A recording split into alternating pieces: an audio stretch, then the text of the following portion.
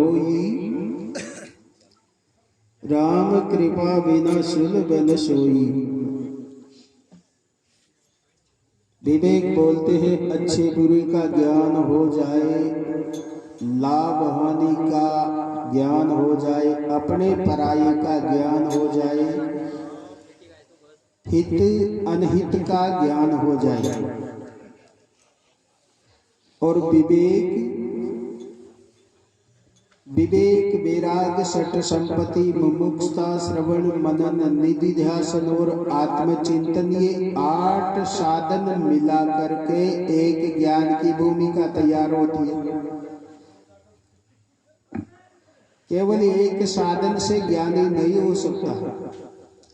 विवेक वैराग सठ संपत्ति मुमुक्षुता श्रवण मनन निधि ध्यान और आत्मचिंतन, ये 8 साधन जब तक प्राप्त नहीं होते ज्ञानी नहीं हो सकता। तो इन 8 साधनों में पहला साधन है विवेक। और तुलसीदास महाराज स्पष्ट लिखा है कि बिन सत्संग विवेक न हो। अच्छे बुरे का ज्ञान बिना सत्संग बोलते सज्जन पुरुषों के संग जाकर के बैठना, अच्छे व्यक्ति के संग में बैठ उठ करना, अच्छे व्यक्ति के विचारों को सुन करके मनन करके धारण करना, इसी का नाम सत्संग है। केवल गाना बजाना सत्संग नहीं है, ये बहिरंग साधन है। सत्संग का बहिरंग साधन है। इसके माध्यम से महापुरुषों का आगमन होता है, हमें महापुरुषों को सानिध्य प्राप्त होता है, महापुरुषों की वाणी सुनने को मिलती है। वाणी को सुन करके हम मनन करके धारण करें तो हमारा तभी सत्संग से लाभ हो सकता है। केवल मनोरंजन तक सीमित रहने से हमें कोई लाभ नहीं होगा। तो ये हमारा बहिरंग साधन है। अंतरंग साधन महापुरुषों की वाणी को सुने, श्रवण मनन और निधि ध्यान। भक्ति का पहले चरण में भी यही वेद में लिखा है, श्रवण मनन और निधि ध्यान, यानी सुनना। क्या सुने?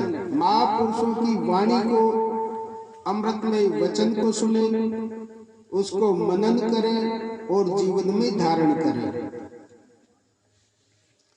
तब जाकर के अंतरंग सत्संग हमको प्राप्त होगा, हमारा कल्याण हो तभी हो सकता है। तो महापुरुषों ने कहा है, इस सत्संग से जो है जीवन का जिसका कल्याण हो गया उसे जिंदगी ही मुक्ति, जीवन मुक्ति। मरने के बाद में किसी की भी मुक्ति नहीं होती। जो जिंदगी कर्म करेगा उसका ही उसे फल मिलेगा, उसी का नाम जीवन मुक्ति है। सारूपे सायोजे सानिधे सालोके, जीवन मुक्ति और विधेय मुक्ति। वेद में 6 प्रकार की मुक्ति जो लिखी है। सामीप्य, हम ये सत्संग के माध्यम से जो है संतों के समीप चले जाएं, अच्छे कर्म के नजदीक चले जाएं, बुरे कर्म का त्याग करते, ये सामीप्य मुक्ति। सारूपे, इस सत्संग में बैठते बैठते हम इसी के अनुरूप हो जाएं। सायोज्य है, हम जीवन कल्याण की योजना बना लें। सालोके, फिर इस वातावरण में घुरने के बाद में इसको छोड़कर फिर वापस उधर नहीं लौटे।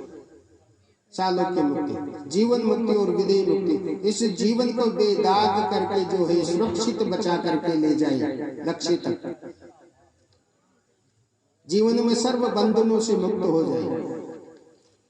अब यहाँ अगर जीवन मुक्ति मिले है तो मरने के बाद में भी मुक्त है जीवन।